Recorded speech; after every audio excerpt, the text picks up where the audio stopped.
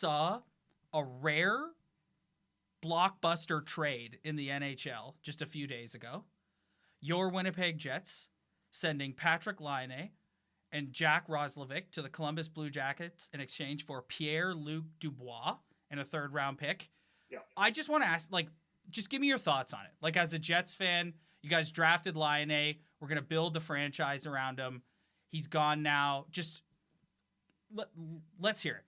Yeah, well, you know what? It is bittersweet. I wasn't surprised by it, to tell you the honest truth, guys, because I know in the last couple of years that there was something that wasn't jiving with the Jets and Patrik Laine. And you do get used to this being a Jet fan of do they really want to play here? And it was not like that just this time around in these couple of years, but even in Jets 1.0 history, there's always the stigma that's attached to your Edmontons, your Buffaloes, your Winnipegs, Columbus, by the way, teams like that, maybe even Carolina, to a point where it's like, I don't know if I want to be in this marketplace, and they have that bad reputation.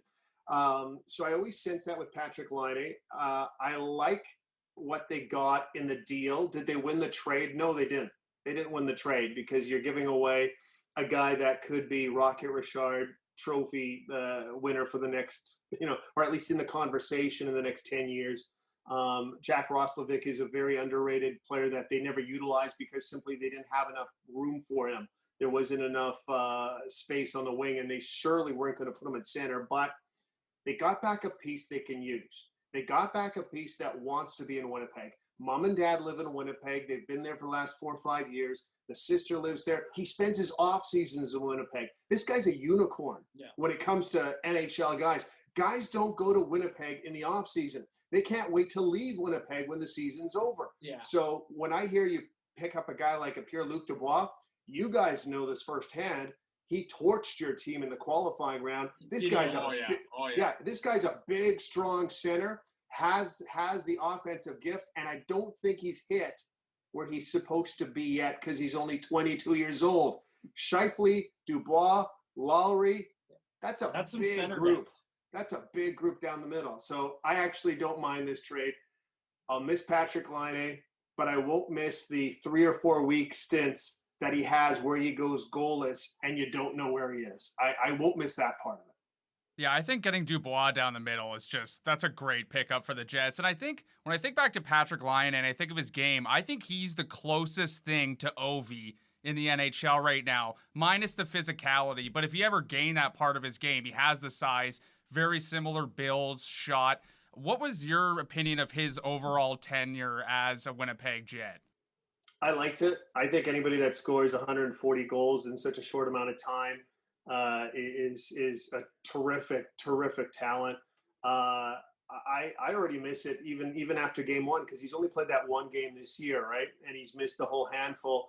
And the power play has struggled because it's hard finding a 6'5" guy that could rip the shot better than almost anybody in the world on that left side. It's just so hard to I guess imagine that he's not going to be there. But guess what? He's not going to be there. They're never going to see him again except in an opposition uniform. But you know what? He did well in Winnipeg.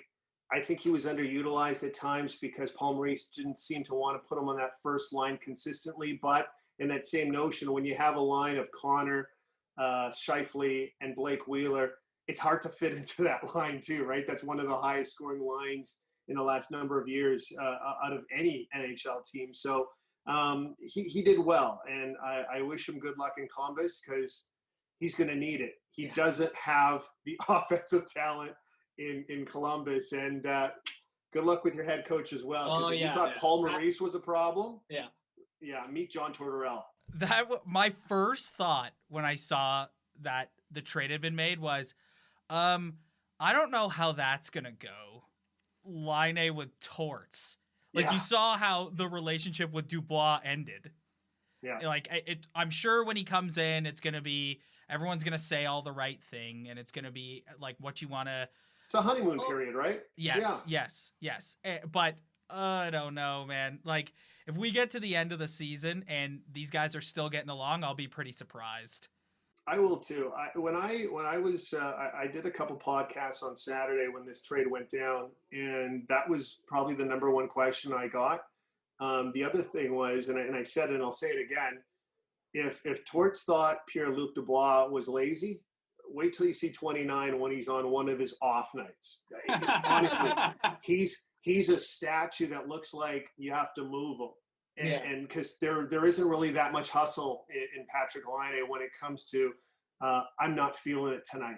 And you know what? That's what happens with a lot of these big stars, right? You come out and another thing, 7-8 goals in 9 or 10 games, and then the next 3 weeks he has nothing. Yeah. He's so streaky, and during those times where he has nothing, I want to see what that relationship looks like between coach and player. It should be interesting.